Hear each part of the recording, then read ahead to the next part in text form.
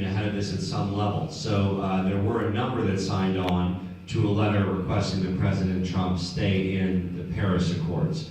And while again, they may fight on against particular local initiatives in certain areas, the undeniable direction, and of course, if they want there to be a market for consumption of their products, they need to be on board with these solutions as well.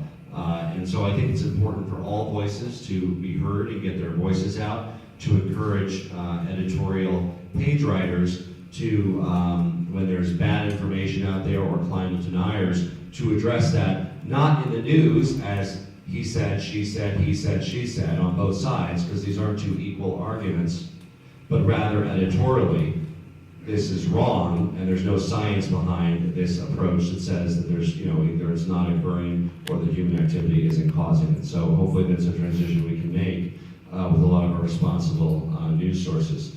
I think there's a gentleman over here, yes, in the white shirt. Speak very close to the mic. Yes. So, somebody said they're an optimist. I'm like an incurable optimist. However, I am concerned that if we don't have a push at the federal level, we not only may cede development of technology to others around the world, which isn't bad, but it seems like it's something that we ought to have a leadership position in, but also will we be able to fund the infrastructure development to shift from a carbon-based economy to a sustainable economy? That's what really concerns me, and I get that we have a lot of development going on locally and with industry, but without that federal push and without federal dollars supporting it, I'm concerned that it just may not happen as quickly as it could, number one. Number two, this is, I think, a question for you, Congressman, is how do we ensure that our federal climate change report actually gets published? So we want to address the needs for the federally, and I'll address it afterwards. Who would like to talk about that?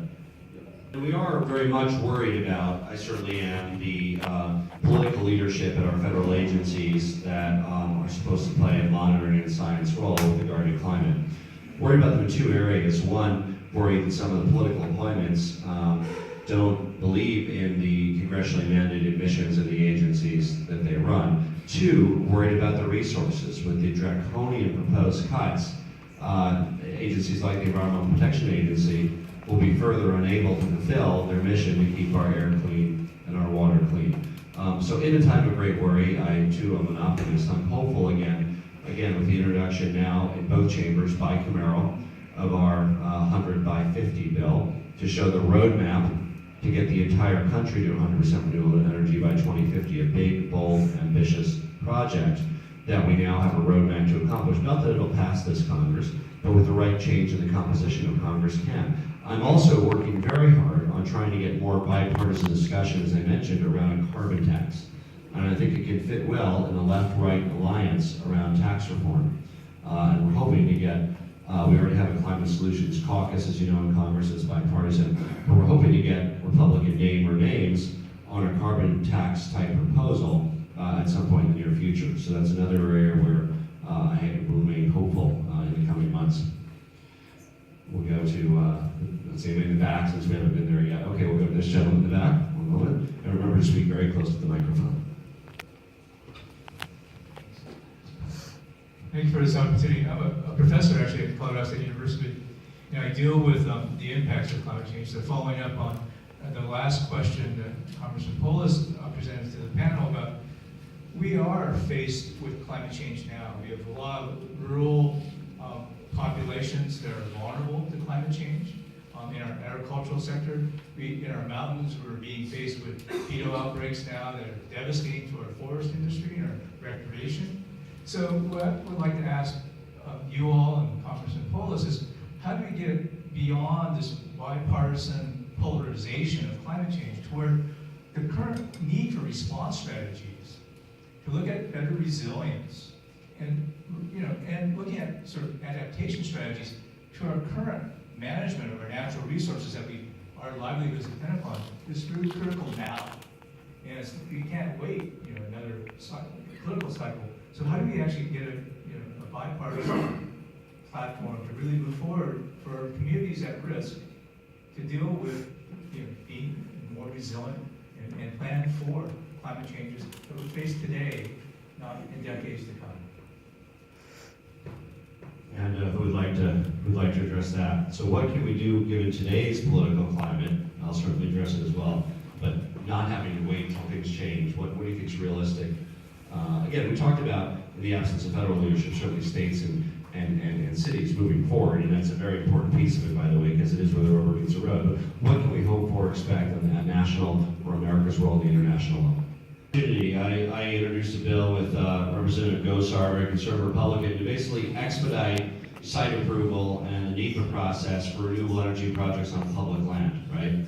So, to get something through in politics, it always involves kind of how you get both sides. So you have on one side Republicans generally happy to, streamline or eliminate the all of the application process and local involvement around projects on our public land. Now, many Democrats feel we should care about the impact, we care about the local community's opinions. As a representative of a district that's 65% public land, I know we need to hear out local residents when we're doing anything, but we're able to find an overlap there because we say, you know what? Renewable energy is of such national, international, esoteric importance.